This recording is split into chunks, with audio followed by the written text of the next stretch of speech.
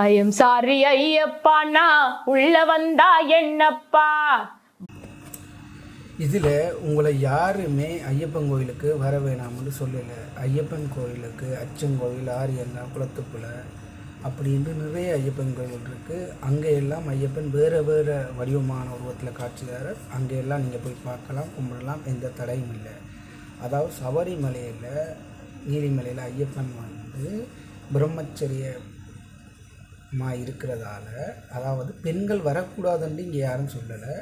அதுக்கு ஒரு வரைமுறை கொடுத்துருக்குறாங்க. அதாவது குழந்தை பிள்ளைகள் வரலாம், அதே மாதிரி மாதவிடாய் அந்த முடிஞ்ச பெரியாக்கள் வரலாம், ஐயப்பனை கும்பிடலாம், எந்த விதமான பிரச்சனையுமே இல்லை.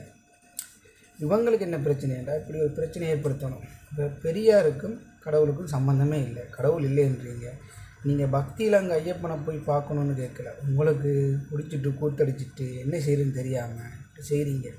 இதுகளை